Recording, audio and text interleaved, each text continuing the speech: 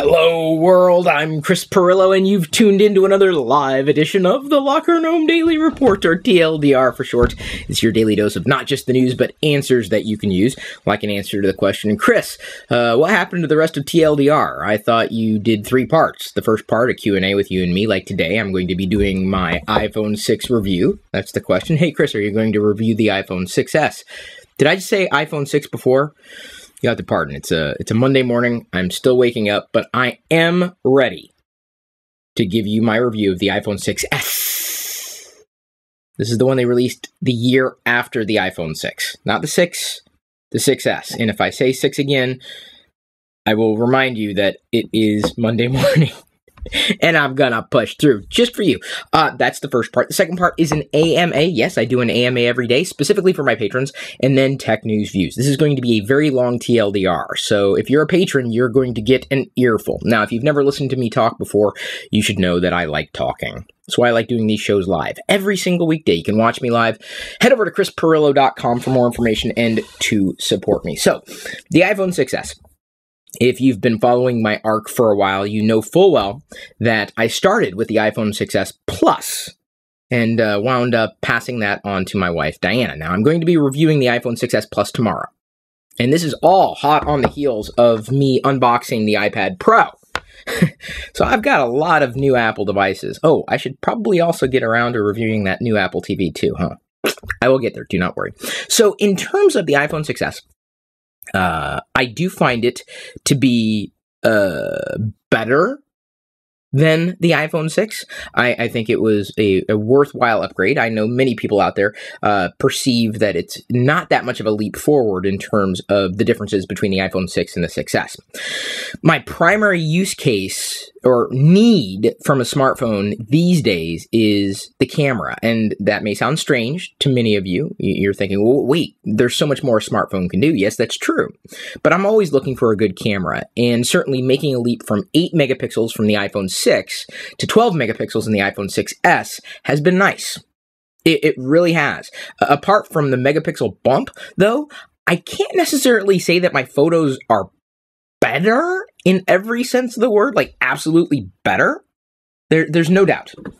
It's a bigger picture. I mean, you get more megapixels, 4 more megapixels. So it's slightly larger on your screen or whatever you plan on doing with the photo, possibly even printing if you still print photos. But if you're looking for a big leap in terms of, wow, the photos on the 6S are so much better than the 6, you're probably not going to see that much of a difference. And if all you do is social photos, making a leap, and when I say that, I mean like Instagram, Twitter, Facebook, etc., social.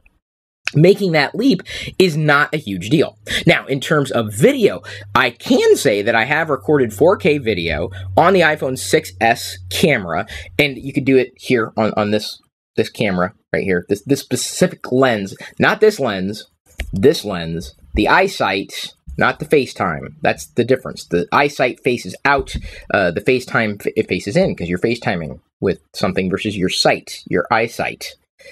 I still have the FireWire iSight camera. I reviewed that a while ago too. So, you know, I've tried the 4K video. It seems to be fine. I've posted those 4K videos on this channel, and I can't say that they gained any more traction because they were in 4K over, you know, let's say a 1080p. If I had a preference personally, and this again boils down to preference, some people would be inclined to automatically set, because you have to actually toggle 4K recording on the iPhone 6S in your settings. Even though I know some people out there, sorry, I was making sure I finish this point before I move on, they're inclined to move to 4K, but at 4K, you're at 30 frames per second. Personally, I'm a bigger fan of more frames per second, so I'm inclined to stick with 1080p at 60 frames per second on the iPhone 6. Knowing that I have the option for 4K, it's nice to have, but I just happen to prefer, me personally, prefer recording in 60 frames per second at 1080p. Now, if I can ever record it, and I'm sure it'll happen someday, when storage is no longer an issue, 60 frames per second at 4K, I will likely be recording 60 frames per second in 4K video. So some people treasure resolution.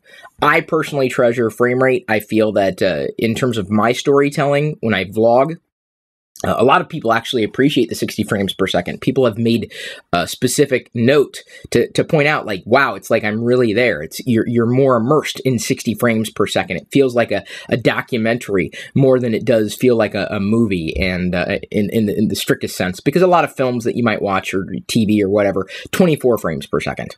Gamers know that people who love video games know that 60 frames per second is really, really nice to have when you're playing video games. Well, I feel the same way in terms of general video. So the camera on the 6S has been a nice bump. Nice bump. But again, if you're thinking in terms of, well, I like 1080p 60 frames per second too, moving from a 6 to a 6S isn't going to be that big of a deal. In terms of the internals, yes, you do get a faster processor compared to the iPhone 6. Most people would not notice. I'm more than confident most people would not notice. And I'm talking, when I say most people, I really truly mean most people would not notice. It is faster. It absolutely is. Twice the RAM. So now you've got more memory space. And has that had any impact? I suppose it would. I mean, again, you're talking about a higher spec, but in terms of how I feel, I use the iPhone 6 differently than the 6S differently than I did the 6. I can't necessarily say, apart from telling you this, I know that iOS 9, specifically 9.1, runs better on an iPhone 6S than it does on an iPhone 6. But this, I mean, it's a different conversation probably for a different day. You've heard me talk at length about iOS 9 and performance and where Apple's head's at with software.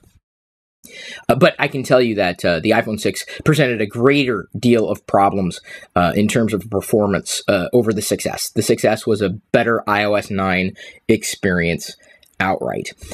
In terms of battery life, I can't say that the iPhone 6S is any better or any worse than the iPhone 6. I would say it's pretty even. I mean, just on, an average day's usage, I can get through the day. Or I tether midway through the day, charge it up, and then go. But I've always, looked at battery life as a nice thing. It wasn't necessarily a driver. That's not something that I've always been concerned about. But in terms of, and again, my basis of comparison is moving from an iPhone 6 to a 6S. So battery life, fair. Outstanding, I would not say that it was necessarily outstanding. But the thing that I also like about the 6S is that, again, moving from the 6, there are a lot of iPhone 6 accessories that are still compatible with the iPhone 6S Plus. For example, I have a juice pack that Mophie had sent that I'm able to place on here to get even more battery life. In fact, I used it yesterday. I was in the car and I had been using it all morning. So I was heading into a restaurant, eating some dim sum, and not that you needed that detail. The iPhone 6S is great with dim sum, let me tell you. So I put the sled on and it fit. I mean, it was a little tight. The iPhone 6 accessories that I've used have been a little tight on the 6S because remember, the 6S has a slightly different size. Virtually the same shape, still compatible, but your accessories are likely going to be a bit tighter, but more than likely absolutely compatible. Another thing that I didn't really appreciate about the iPhone 6S outright, having moved, because again, I'm going to give you some history, some perspective. I went from, let's see here, the first iPhone to the iPhone 3G, to the 3GS, to the 4, to the 4S, to the 5, to the 5S, to the 6, to the 6S. So this would be no. Did I do that right? This is my 9th iPhone? Well, not counting the 6S Plus. This is my 9th? iPhone, 3G, 3GS, 4, 4S, 5, 5S, 6, 6S. Oh my God. I've gone through 9 iPhones. Okay, so now that I've established that, it's something that I've always treasured in the iPhone, the single-handed use. And moving from the 5S to the 6 was definitely a leap. I found it a bit more challenging to use single-handedly, but having used the 6S Plus ever so briefly before I moved to the 6S, and for those of you wondering, it had nothing to do with size. A lot of people said, oh, it's too big for you? No. the 6S Plus was not too big for me necessarily. I have a big problem with the way that Apple pushed out animations on the iPhone 6S Plus. Performance definitely has taken a hit with iOS 9, but that's not a surprise. Apple just, I really don't want to make this a software slag fest. Suffice it to say, Apple has not done very well with software as of late, and I'm not the only person to point this out. They're lackluster, really, in terms of performance and actual. There's another P word: performance and polish. I had two P words. So going from the 6S Plus, a larger screen iPhone, to the 6S, I found myself being able to use the 6S with one hand more easily. And I think that would likely keep me, as long as Apple keeps producing iPhones shaped like the iPhone 6S, or at least the screen size, it would likely keep me in this range of iPhones, not upgrading, because I found myself in certain situations being able to do everything I needed to do with one hand. And I couldn't necessarily do it with the same degree of comfort with the 6S Plus. And the 6S Plus absolutely has a benefit over the 6S beyond a bigger screen. I'll get into that tomorrow. But I can tell you that using it with one hand is a hell of a lot more simple, and something that I've done even without thinking, over the past weeks that I've been using the iPhone 6S. And it was a lot, what I'm saying is it was similar to the 6, but remember, I moved from the 5S to the 6.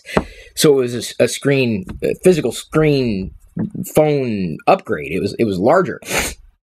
And I found myself being somewhat challenged with the muscle memory of not being able to do everything with one hand. I think a lot of that's been attenuated. I've been able to deal with it. I've never really felt like, oh, I'm so frustrated, I have to use two hands to do this. It's been comfortable. It's been, for the most part, a champion in terms of hardware. I have no issue necessarily with any of the hardware in the iPhone 6S. I really genuinely don't. One of the bigger things that people have been suggesting that is one of the bigger reasons to upgrade to the iPhone 6S over previous models, or maybe even side grading. Maybe you're moving from another platform entirely. Is the Force Touch or the 3D Touch? So if you press lightly, a menu pops up on certain icons, or possibly maybe you're in an email message, or maybe you're in a Twitter account, and you press a URL. So long as the app is 3D Touch aware, that's the name of the feature, something will happen to a photo, to an icon, to a link, and that's kind of neat. But I find myself not using 3D Touch at all. Now, some people love it. My problem with 3D Touch isn't that it doesn't work. It does work. So, for example, like on Instagram, it's a 3D Touch aware app. If I wanted to see, I'm on my Instagram feed here, and I want to see, oh, there's Chris's Twitch account, my Twitch account. I'm going to peek, and then it pops open the image, and then I push further, and it pops. So that's nice. And then I can swipe back. See, again, single-handed operation right there. Really, really, really simple. I use the swipe menu to go back all the time, or the left swipe all the time. I accidentally tapped that. The one frustration I will tell you about 3D Touch is specifically, and I run into this in email more often than not. For example, I've got the Darth Vader PS4 that's arriving tomorrow, courtesy of go.tagjag.com/freepoints. They're giving away a Darth Vader PS4. More information in this video's description. But I go to tap a link, and I tap it too hard, and then it starts to pull into the menu, and I'm like, no, so you have to lightly tap, so not to invoke 3D Touch. So I would say 3D Touch, and that can be turned off. I have it on. I mean, I'm like, oh yeah, sure, if I need to use it, I can use it, but more often than not, it gets in my way. I accidentally tap links sometimes too hard, and I'm not even saying like press them. I mean, like, I thought I'm just like lightly touching it. It's like I have to approach the screen with great care so as not to invoke the 3D Touch menu, which would be nice if I wanted a preview of a link, but if I want to copy the link, let's say, and that's usually the case, I have to tap very, very lightly. You have to be mindful about how hard you tap the screen. So 3D Touch for me has not been, a boon. It hasn't been amazing. I'm not in love with it because it's not everywhere. And more often than not, it has gotten in my way because of certain operations that I've wanted to do. Now, the Touch ID, I've been loving ever since I want to say the 5S. I want to say. It's been a while. Remember, I'm more of a software guy than a hardware guy. The 3D Touch button has certainly improved in terms of speed. Has it been light years faster? I suppose. And I only have this context because, you know, when you upgrade from one phone to the next, sometimes you can see differences. And I didn't see the difference right away. Other people did. I didn't. Then, over the weekend, I got the iPad Pro, unboxed it, have been using it, got it set up and everything, and it still has the older Touch ID button, which is no slouch. It's not slow, but I find myself having to wait maybe a second longer on the old Touch ID button versus the newer one. So sometimes now, my mind, even with the iPad Pro, it thinks, oh, did I situate my finger correctly on the iPad Pro? It's taking a while. No, because it's older. It's definitely slower. So Touch ID operations have definitely sped up. They've made other improvements, incremental improvements within iOS 9. Now, to me, the testament of a device and in its overarching experience, beyond hardware and software, is, do I want to return it? And there have, believe it or not, in history, there have been devices and phones that I've used for a day and then just turned around right away. There's no way. I've never done that with an iPhone. The only story I have around that is moving from the 6S Plus to the 6S, and that was largely due to, an absolute difference in optimization.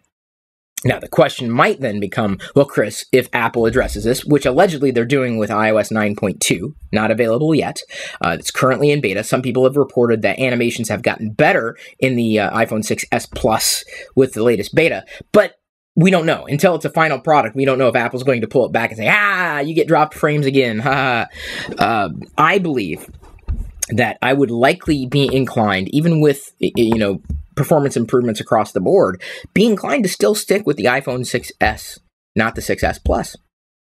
That's my feeling. My feeling is that, just how it feels in my hand means more to me than better battery life, possibly, than, optical image stabilization on the camera, which is, it was okay.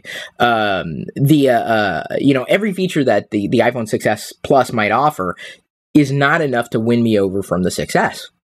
So that was, it's surprising to me. It genuinely is surprising because I like the screen resolution on the imagery on the 6S Plus. I mean, it's big, but in terms of my usage, it was almost to the point where I couldn't hold it enough, and then the performance just became too much for me to bear. Then I had to move back to a 6S or a 6 like model, which would be the 6S.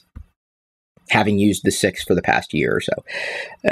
If there are any questions, because people are watching live, that I have not covered or not addressed in this review, please let me know. I'm not intentionally leaving anything out. You hear me talking about this all the time, but I needed to do a review.